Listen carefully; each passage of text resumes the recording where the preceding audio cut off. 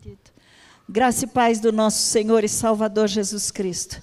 Queridos, alguns dias atrás, o pastor Getúlio, ele fez no início da introdução da pregação dele, ele trouxe para nós uma expressão que a gente usa muito. Sempre a gente está usando essa expressão, mas normalmente a gente não sabe o significado.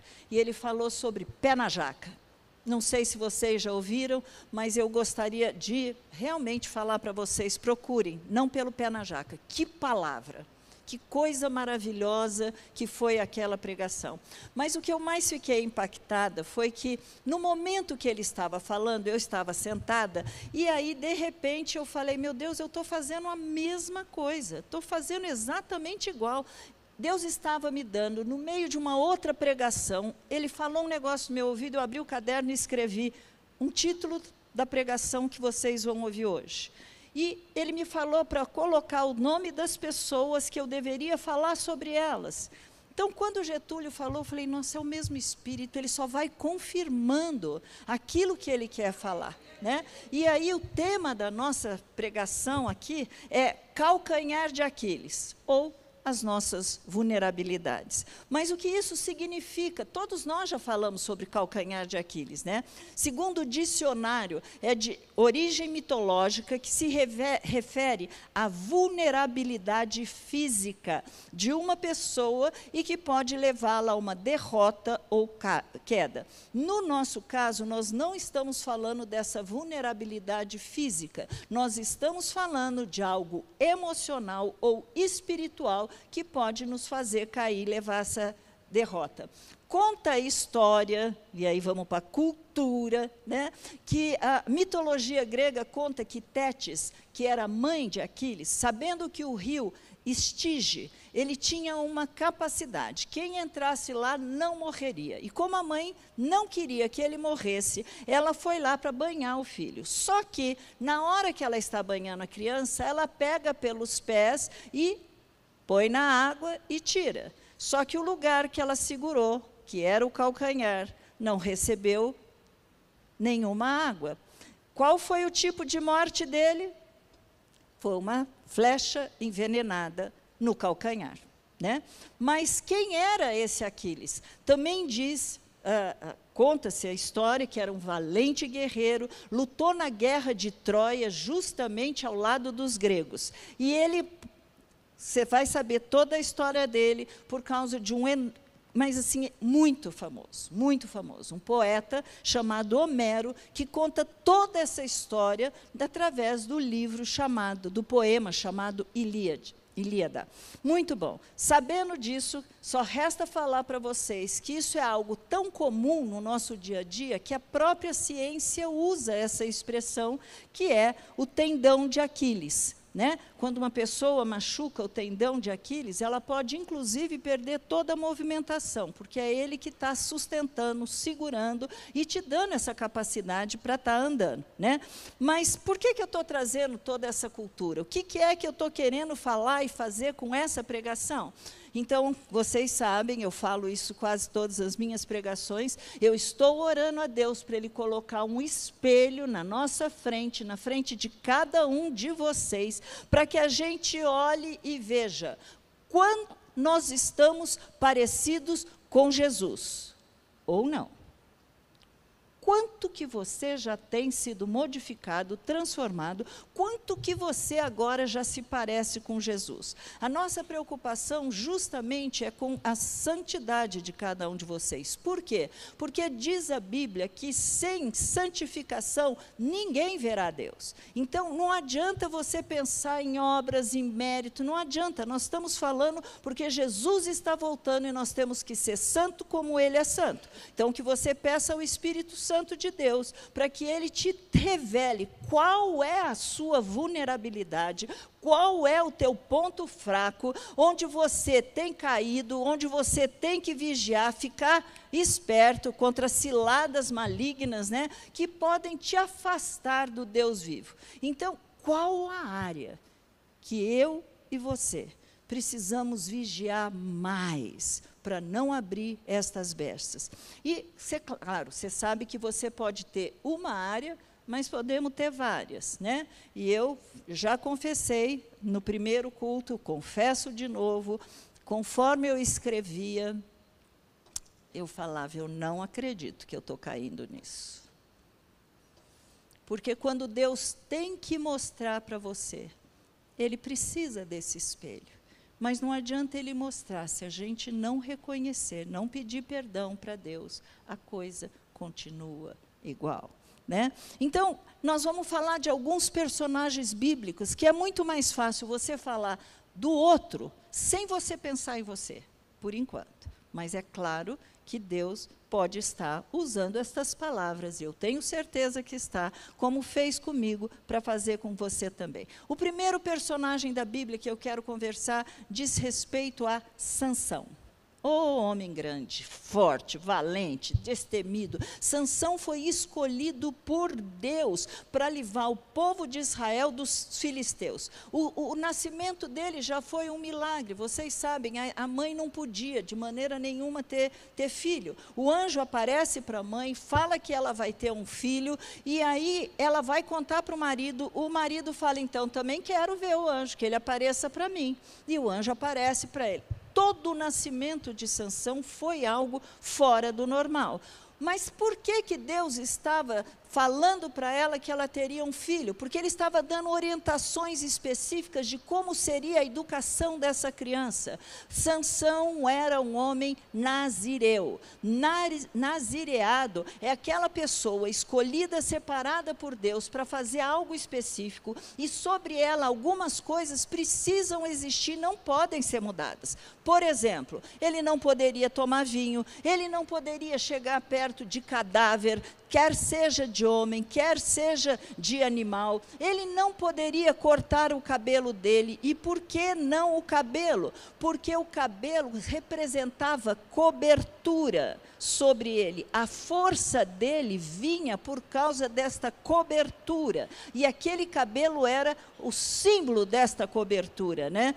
Quando o povo de Israel reconhecia que eles estavam em pecados, e eles se arrependiam e pediam perdão a Deus, o que Deus fazia? Deus levantava homens e mulheres para poder, por um período determinado, ser juiz sobre a nação de Israel. A finalidade é que naquele período ele estaria julgando o povo de Israel, estaria defendendo e estaria livrando Israel dos seus inimigos. Então, o que aconteceu? A força dele era tão grande, que ele poderia ter feito assim, muito mais do que foi feito. Mas Sansão tinha um calcanhar de Aquiles. E se você começa a ler o que está escrito lá, você vai descobrir no livro de Juízes que o fraco dele era mulher. A área sexual de Sansão não estava resolvida.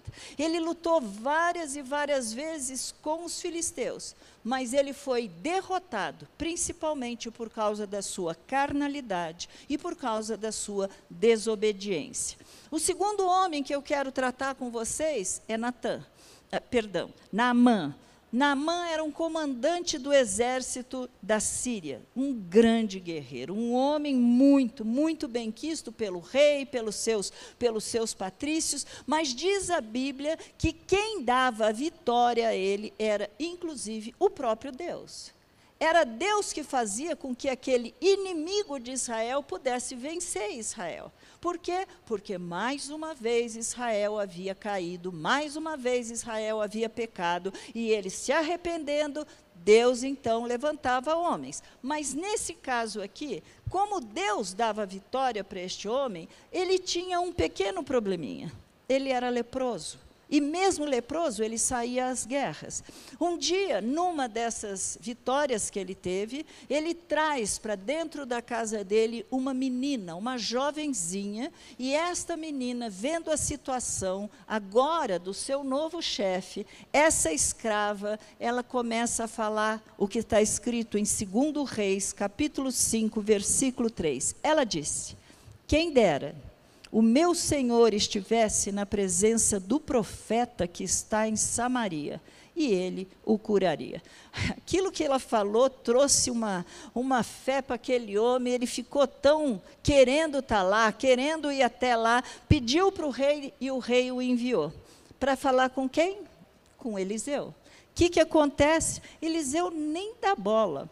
E simplesmente chega aquele homem com o seu exército para procurar o profeta, e Eliseu manda um recadinho para ele. Ele fala assim, olha, através de um mensageiro ele falou, ó, vá e se lave 7 vezes, entre e saia 7 vezes no Rio Jordão.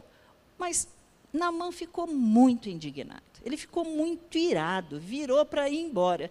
E ali, olha o que também está em 2 Reis, capítulo 5, versículo 11. Eu pensava que ele certamente sairia para falar comigo, ficaria de pé, invocaria o nome do Senhor, seu Deus, passaria a mão sobre o lugar da lepra e restauraria o leproso. Mas ele também chega a dizer o seguinte, tem rios melhores em Damasco do que esse riozinho aí, Jordão. Indignação, ira, orgulho, vaidade, soberba, falaram muito mais alto do que a cura, do que a necessidade que aquele homem precisava. Muda de cenário, vamos para o terceiro que Deus colocou para trazer para vocês. Judas Iscariotes, um dos 12 discípulos de Jesus, acompanhou os 3 anos de ministério de Jesus, andou com ele. Não apenas andou, como diz a Bíblia, que quando eles foram enviados, os 70, para ir fazer a obra que Deus tinha, saindo de 2 em 2, eles foram usados para pregar a palavra, para curar, para expulsar demônios. Judas estava no meio deles. Então, imagine aqui, qual é o seu calcanhar? É claro, dinheiro. A Bíblia conta que Maria, a irmã de Lázaro, depois que Jesus ressuscitou a Lázaro, a Bíblia conta que ela chega, compra um perfume caríssimo, caríssimo, e para poder ungir a Jesus. O que ela pensava era o seguinte, para ele o meu melhor. E aquele óleo era tão caro que somente os romanos usavam, e mais do que isso, ele era importado da Índia. O valor daquele óleo que ela joga e oferece, que ela lança sobre os pés de Jesus, esse valor, ele simplesmente representava 1 ano de trabalho. Tal o valor. É você pegar um salário, você divide para saber quanto é aquilo. 1 ano era o valor, muito, muito caro. Mas como eu disse para ela, Jesus, que merecia o melhor. Então nós vamos agora para João, capítulo 12, versículos 5 e 6, e nós vamos ver Judas falando, por que esse perfume não foi vendido por 300 denários, e o valor não foi dado aos pobres? Que homem maravilhoso, pensando nos outros. Mas como só Deus vê o coração, como só Deus sabe a intenção daquilo que nós fazemos, né? Diz a Bíblia, a continuação dessa passagem, ele disse isso não porque se preocupava com os pobres, mas porque era ladrão e, tendo a bolsa do dinheiro, tirava o que era colocado nela. Judas, ele mostra a sua fraqueza pelo dinheiro, inclusive nós sabemos que ele vende Jesus por, diz a Bíblia, 30 moedas. Então, a pergunta aí que fica, pelo menos eu já fiz para Jesus, eu perguntei para ele, se o senhor sabia que o carinha era ladrão nessa área, por que deu a bolsa? Não é assim que a gente pensa? Era tão mais fácil não ter dado. Não. Jesus sabia, Judas não. Esse é o foco. Às vezes eu e você não sabemos qual é a área da nossa vida que vai ter que ser trabalhada, cuidada, que nós temos que vigiar. Então Jesus, ele podia saber, mas ele sabe os nossos também.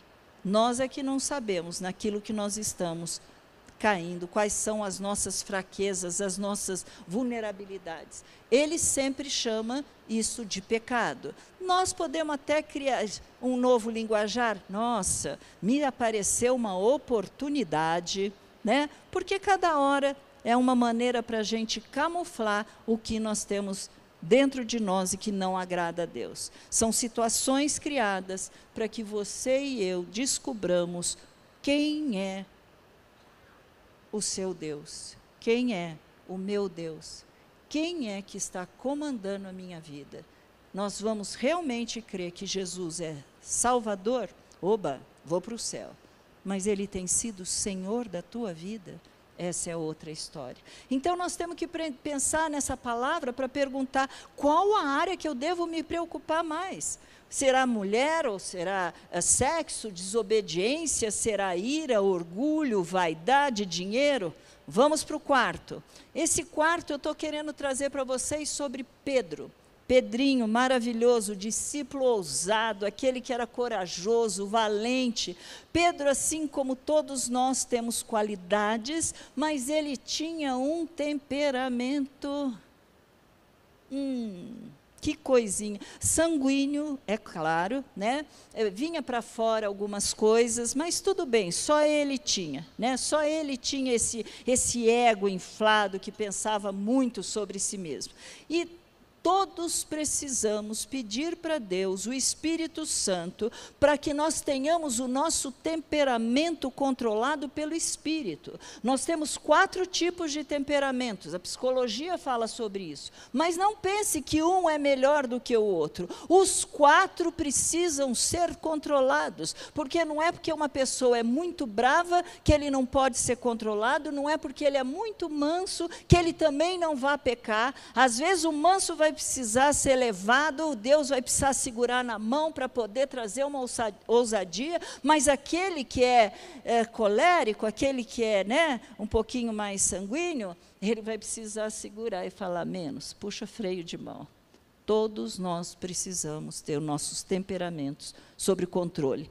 Então, qual foi a maior experiência desse homem? E, sinceramente, é maravilhoso. Quando eu penso Pedro andando sobre as águas, uau!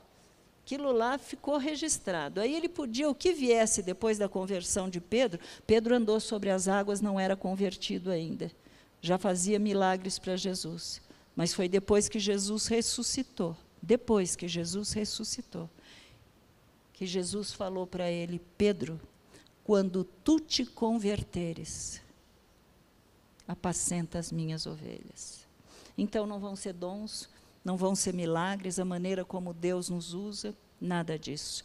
Pedro, na impulsividade que ele tinha, ele cortou a orelha daquele servo de Malco, que foi ali para prender Jesus, e ele simplesmente, nós precisamos detectar qual era o calcanhar. Ego inflamado, soberba, uma impulsividade. Gente, ele se achava. Olha o que está em Mateus 26, capítulo 26, versículo 33. Mesmo que todos te abandonem, eu nunca te deixarei. Eu estou pronto para ir com o Senhor, tanto para a prisão como para a morte. Eu acho bom quando a gente fala alguma coisa, se Deus quiser, eu estou pronto para. Se Deus me der graça, eu vou conseguir fazer. Não era assim com Pedro. E, para terminar essa lista dos 5, nós temos Moisés. Moisés, o legislador de Israel. Escolhido, chamado por Deus para estar ali, tirar aquele povo do Egito. Gente, a vida de Moisés já é um milagre. Ele foi salvo das águas quando aquele faraó havia mandado matar todas as crianças de sexo masculino, era para morrer. Ele foi salvo, ele foi criado pela irmã de Faraó, na casa real. Toda a história dele já é um milagre em si. Mas se nós pensarmos um pouco, já grande, você lembra que ele sai e ele vê um soldado egípcio maltratando um patrício dele, e o que ele faz? Vai lá e mata.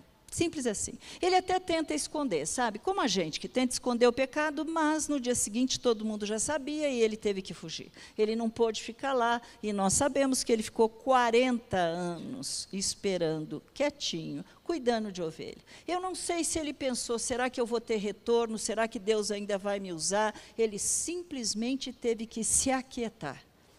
Esperar o tempo de Deus, às vezes é muito difícil. muito difícil. A gente se perde muitas vezes na ansiedade, no medo. É muito difícil você puxar freio de mão, ficar quietinho até ele falar, é agora. Muito difícil. Quando eles saem do Egito, nós temos que lembrar que esse homem que foi escolhido, Deus usa para fazer tantos milagres, para tirar o povo dele de lá. Né? Vocês lembram da história da mão que fica leprosa, do cajado dele que vira serpente, esse cajado come todas as outras serpentes, está tudo certo. Moisés viu coisas que são fora do normal, muito. Mas ele tinha um calcanhar de Aquiles. E eu quero trazer para você Êxodo 32, 19. Logo que se aproximou do arraial, para um pouquinho, olha para cá. Essa história está acontecendo depois de 40 dias que Moisés ficou face a face com Deus. Ele ficou ouvindo a voz de Deus. Deus deu para ele, escrito à mão de Deus, as tábuas, onde estavam escritas as leis, os 10 mandamentos. Que coisa maravilhosa. Eu penso assim, se eu estou lá e se Deus fala e acontece, sabe o que vai acontecer? A gente vai ficar assim, só falta a asa de tão santinho que nós vamos ficar. É aí que vem a cilada. Ele desce de lá, porque Deus avisa que estava havendo algo errado. Nessa passagem, Êxodo 32, 19, logo que se aproximou do arraial e viu o bezerro e as danças, Moisés ficou muito irado, arremessou as tábuas de pedra das suas mãos e quebrou-as ao pé do monte. Isso é um alerta muito grande para nós. Cuidado, que você pode sair daqui, olha, sabe aquela de sair voando? Deus falou, Deus se revelou, você sentiu a presença, mas em que você entrou ali no estacionamento, a ira brota, a ira vem.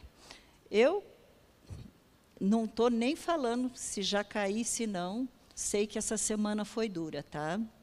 Vamos lá, vamos continuar, porque aqui nós temos ensinamentos seríssimos. A sua casca de banana e a minha pode aparecer a qualquer momento, tá? Qualquer momento. Que ira foi aquela, gente? Que ira foi aquela? Se fosse só esses 2 eventos que eu acabei de relatar para vocês, mas teve um outro, e Moisés ficou irado tudo de novo. Vocês sabem, foram 40 anos no deserto, Deus punha aquela nuvem para cobrir. Gente, o sol no deserto é um horror. 60 graus nós pegamos ali, era uma coisa horrorosa. De noite, 10 abaixo de 0. Mas se você pensar que Deus colocava uma nuvem sobre eles, sombra. Se vocês pensarem que de noite tinha aquela coluna de fogo para aquecer, maná caía, Deus fazia com que da rocha brotasse água para eles. Da primeira vez que eles ficaram sem água, Deus falou para Moisés, pega o cajado e bate na rocha. Mas não foi dessa vez. Isso me traz outro alerta que eu quero também deixar para vocês. Não é porque Deus fez da primeira vez que todas serão iguais. Tá? Ele muda como quer, faz como quer, e nós precisamos entender e estar atentas para ouvir a voz dele. Neste momento, Deus orientou Moisés para pegar o bordão dele, ajuntar o povo e falar à rocha. Essa rocha representava e representa o próprio Deus. Rocha é Jesus para nós. A nossa segurança, nossa estabilidade está porque nós estamos firmados sobre a rocha. E ali, naquele momento, essa rocha acompanhava. Gente, eles saíram de um lugar, a rocha acompanhava. Milagre puro, milagre puro. Era para saciar a sede dos homens, dos animais, milagre. E eu sei que, o que aconteceu? O povo começou a murmurar, não temos água, mas eles ficaram tão indignados, e eu consigo entender Moisés, eu consigo, não precisa muita coisa. Saíram 600 mil homens do Egito, sem contar mulheres e crianças. Então, devia ter ali uma quantidade de 2 milhões, básico. Cuida de uma igreja de 1.000 membros, cuida de uma igreja de 10 mil membros. Não é isso? Tinha 2 milhões. Coitado desse homem. Coitado desse homem. Agora, olha que interessante. Qual foi a reação dele quando Deus trouxe essa instrução para ele? Eu estou em Números capítulo 20, versículo 10 e 11. Olha o que diz a palavra do Senhor. Moisés e Arão reuniram o povo diante da rocha. Então Moisés lhes disse: agora escutem, seus rebeldes. Será que teremos que fazer com que saia a água desta rocha para vocês? O rebelde já seria ruim. Ele já estava pondo um pouco de ira para fora. Mas ele fala: será que teremos que fazer? Nunca foi Deus, nunca foi eles. Nunca foram os dois, sempre foi Deus. Teremos que fazer. E olha, ele continua: Moisés levantou a mão e feriu a rocha 2 vezes com seu bordão. E saíram muitas águas. Que amor é esse? Deus ainda atende, hein? E saíram muitas águas. E a congregação e os seus animais beberam. Mas, porém, contudo, todavia, o Senhor disse a Moisés: porque não creram em mim, para me santificar diante dos filhos de Israel, vocês não farão entrar esse povo na terra que lhes dei. Como assim? Moisés e Arão não estavam crendo, porque eles falam, a expressão foi essa: nós teremos que fazer? Não, vocês não me santificaram diante daquelas pessoas. Gente, eu paro para pensar nisso, quantas e quantas vezes ações e atitudes nossas vêm para fora e a gente não está santificando o nome de Deus através dessas ações. Mas, no início da minha conversão, eu leio a Bíblia e aquilo que eu não entendo eu ponho um ponto de interrogação, até hoje. Até hoje. Se eu não sei, eu quero aprender. Está escrito, mora em mim o Espírito que fez os homens escreverem. No início da minha conversão, eu falava assim: que injustiça. Que injustiça. Como é que Moisés não vai entrar na terra prometida? Olha o que esse homem passou com esse povinho. Ele merece, gente. Ele merece. Deus sabia que aquele povo era um povo de dura serviço, cabeça dura, teimoso. Ele merece para o céu, pai. Ou melhor, ele merecia ir para o céu, ele foi, tá? Mas ele merecia entrar naquela terra que ele estava levando todo aquele povo para chegar nela. E eu sabia que Deus tinha usado Moisés, tinha feito maravilhas com ele, e que ele experimentou coisas que muitos homens não experimentaram. Mas que ele merecia entrar, ele merecia. Ah, era assim que eu achava. Até que Deus falou comigo. Nunca foi mérito, sempre foi obediência. Pensa aqui um pouquinho. A Bíblia diz que a quem muito é dado, muito será exigido. A Bíblia diz que aquele a quem muito se confia, muito mais lhe pedirão. Essa igreja foi criada e Deus, desde o início, fez um propósito para as nossas vidas. E esse propósito era: vocês vão estar formando líderes. E eu pego essa passagem de Moisés, e eu não estou falando apenas líder que está aqui em cima, tá?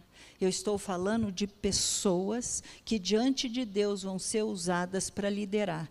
Pode ser liderar uma pessoa, marido liderando dentro da sua casa. Pode ser liderar no seu trabalho, pode ser o que for. Por onde você passar, você é representante do Deus vivo. E a tua postura vai santificar o nome dele ou não. É aquilo que você representar esse Deus é que vai fazer toda a diferença. Isso é muito, muito importante. Então, agora vamos pensar por que ele não podia entrar. Aquele homem estava ensinando aquelas pessoas que eles deveriam. Não era isso que ele fazia? Ele não ia buscar Deus, Deus mandava os mandamentos e ele não chegava e transmitia para o povo? Então, imagine agora, se ele, que é o líder, se ele está fazendo algo diferente do que ele está falando para os outros. Lembra daquela passagem? Faça o que eu digo. Isso é um outro provérbio. Faça o que eu digo, não faça o que eu faço. Tem muito líder fazendo isso, gente. Tem muito líder fazendo. Eu tremo na base quando eu penso naquele dia diante de Deus, que nós vamos prestar conta dos centavos que vocês colocam aqui dentro. Quanto mais da nossa própria vida. Como será isso? Isso é muito sério, sabe? Seria muito injusto se Deus passasse a mão no pecado. Tadinho, você fez tanto, está cansado, né, filho? Tá bom, vamos lá. Não é isso que muitas vezes nós pais fazemos com os nossos filhos? E nós queremos que Deus faça a mesma coisa. Queridos, Deus não é assim. Aquele que ouve e obedece, aquele que ouve e pratica, esse é aquele que me ama. É simples assim. Tudo o que você estiver vendo na palavra diz respeito à obediência. Então, líderes ou não líderes, não importa. Nós temos que vigiar, porque nós temos alguma vulnerabilidade, nós temos algum calcanhar de Aquiles. Então, qual é a área tua, meu irmão, que você precisa ficar mais atento? Vai ser o sexo? Vai ser dinheiro? Vai ser orgulho, vaidade, altivez, crítica, julgamento? Será um temperamento descontrolado, impulsividade, ira, ódio? Será idolatria? Tem muito homem que está olhando site pornográfico, tem muito homem que cobiça a mulher do outro, que já não é a tua, ele está cobiçando. Tem muita mulher também cobiçando o marido da outra. Tem muita mulher assistindo filmes que mexem com a sua sexualidade. Tem muita mulher invejando aquilo que ela ainda não recebeu. Então, eu quero trazer para vocês, o sexo é bênção de Deus, foi criado por Deus, está tudo certo. Mas se ele começa a nos fazer prisioneiros, então, nesta hora, se você não consegue ficar sem ver um site, alguma coisa, um filme, ele se tornou um vício. Você está enredado. Com certeza. Olha o que Jesus fala, o padrão de Jesus. Você fala assim, nossa, Deus é amor. No Velho Testamento ele vinha com as leis, ele era tão rigoroso. Agora, no Novo Testamento, é graça, está tudo liberado, está tudo bom, está tudo certo. Jesus não fala isso para nós. Olha o que ele diz em Mateus capítulo 5, 28. Estavam falando sobre adultério. Não adulterarás. Aí ele fala assim, eu, porém, lhes digo, todo que olhar para uma mulher com a intenção impura, já cometeu adultério com ela no seu coração. Ele aumentou a régua. Ele está dizendo, olha lá, você podia ser igual um fariseu, todo mundo olha a paz do Senhor. Você chega todo meu santarrão andando. Mas ele está falando agora o seguinte, eu conheço o interior, eu conheço o coração. Se você olhar, você já adulterou.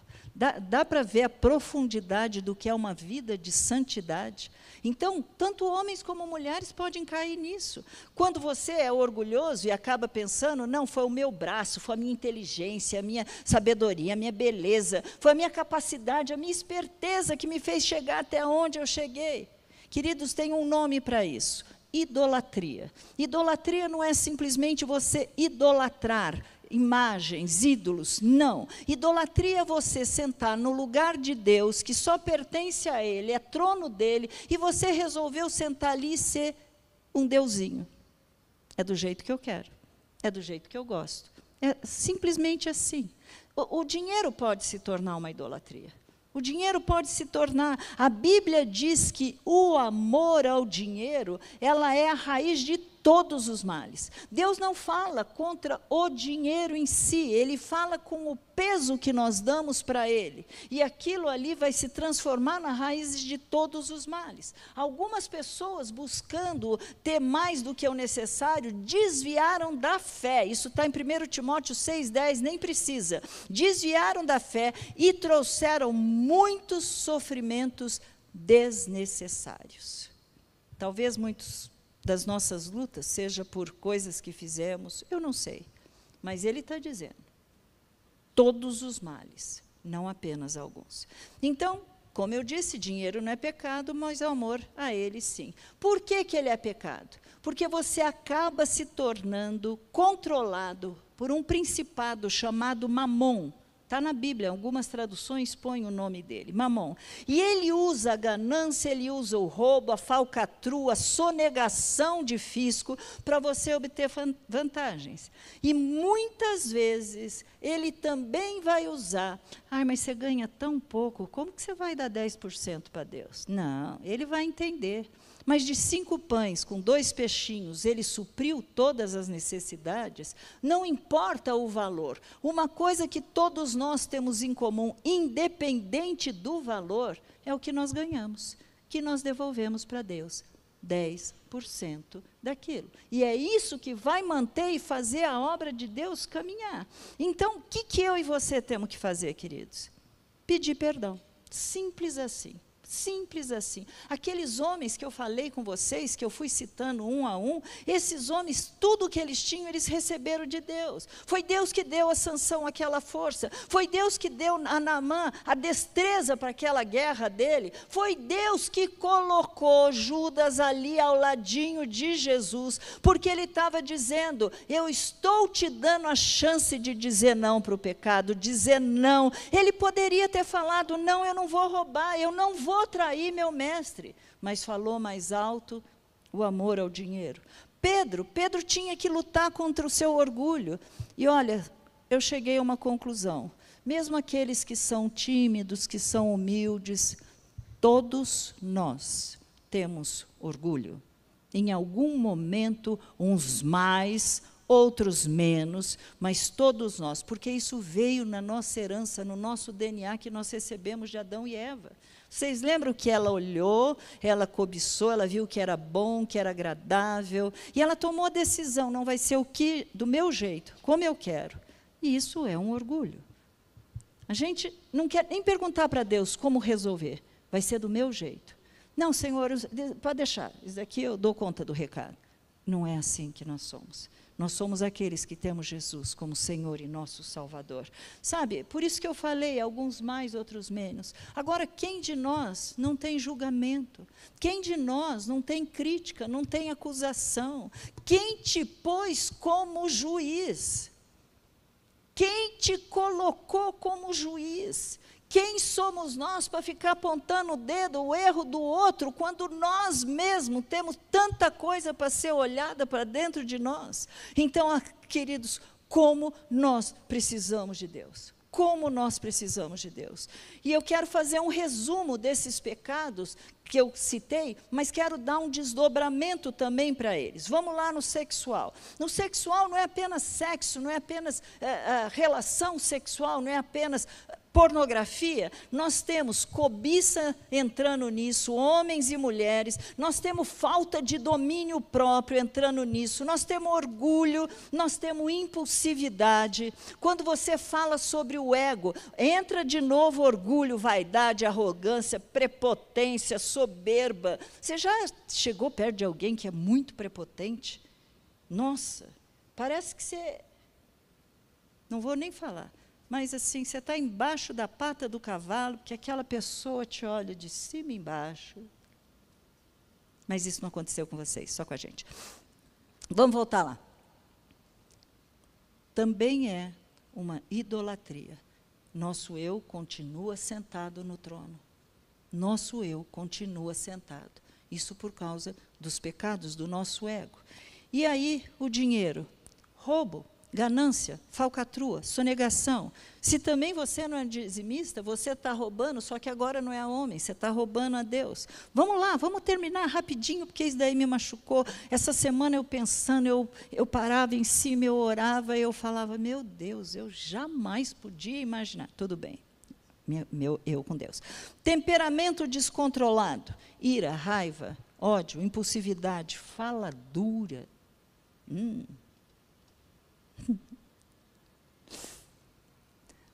Todos eles, todos os temperamentos, podem e devem ser controlados pelo Espírito Santo. Então, agora eu tenho um convite para você. Fecha teu olhinho. Conversa você com Ele. Deixa Deus falar com você, mostrar no que você está errando. mostrar no que você está julgando. Pede para Ele tirar esse espírito crítico, acusador. É tão fácil ver o defeito do outro, é tão fácil falar do outro. Oh, meu Deus!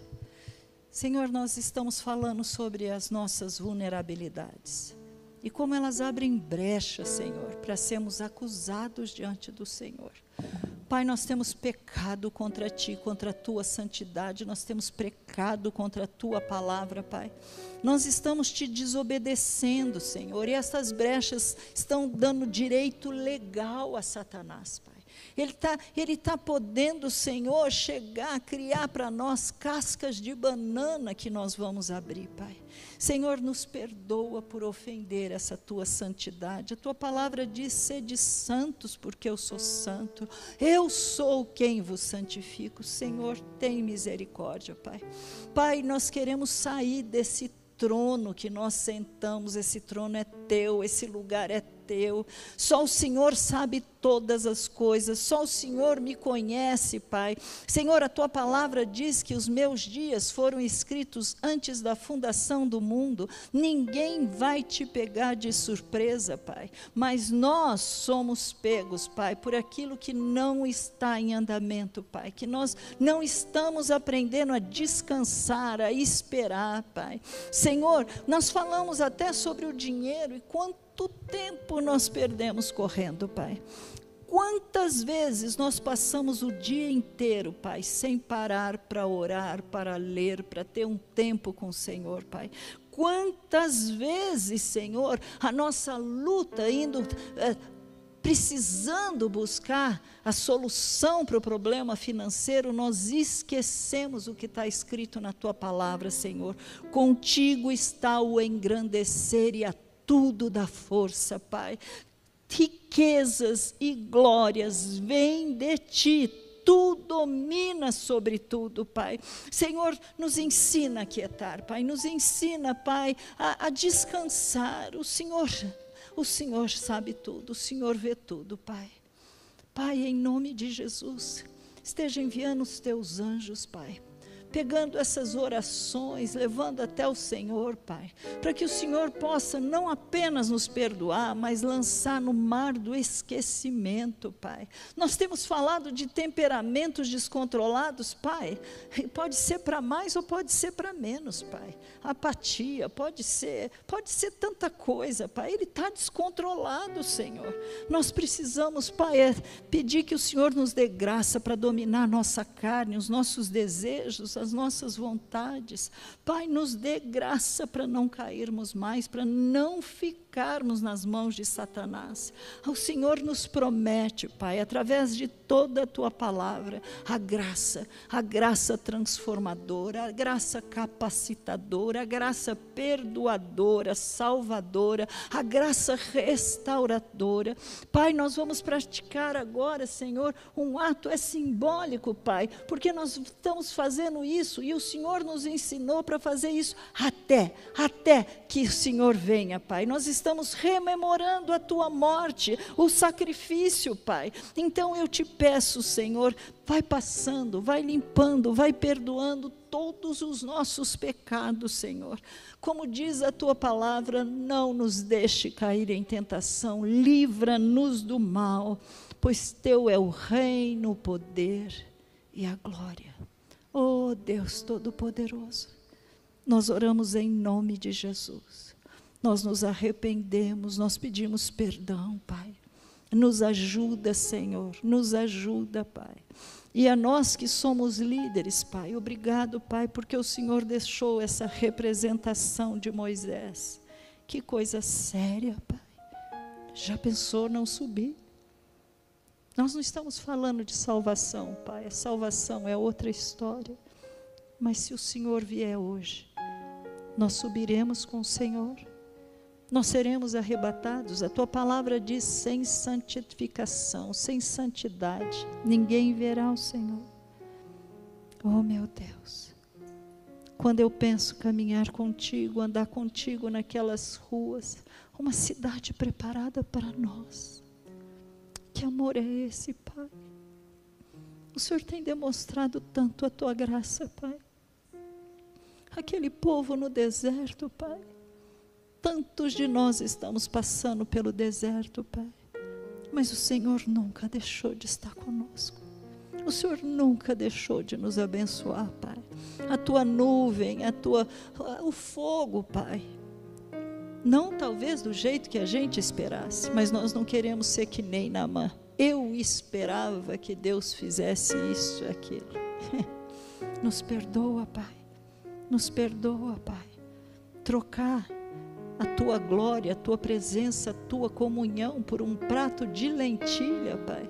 Desprezar o privilégio que temos, Pai, de sermos chamados filhos de Deus. A herança já nos é proposta, é prometida, é nossa, Pai. Mas há uma parte que temos que fazer. Eu oro, Pai, por cada um que aqui veio, cada um que aqui está, Senhor. Para o Senhor trabalhar, para o Senhor mostrar. Continua falando conosco, em qualquer que seja o horário, o momento. Nós oramos, Pai, em o nome santo de Jesus. E é porque nós sabemos que o Senhor nos perdoa, que nós podemos participar desta ceia.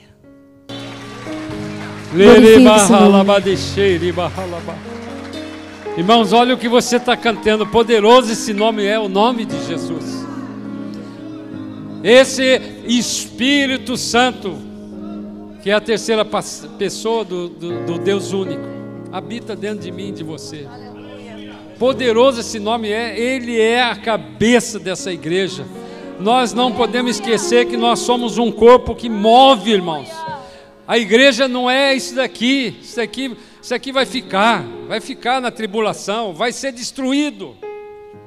A igreja é eu e você, habitando dentro de nós o mesmo Espírito que ressuscitou Jesus ao terceiro dia dos mortos.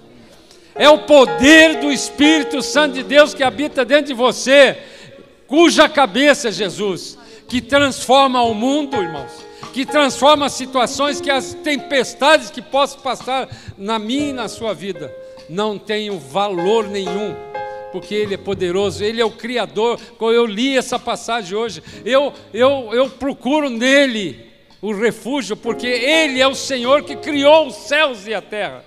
Aleluia. Senhor amado, eu te louvo, Pai.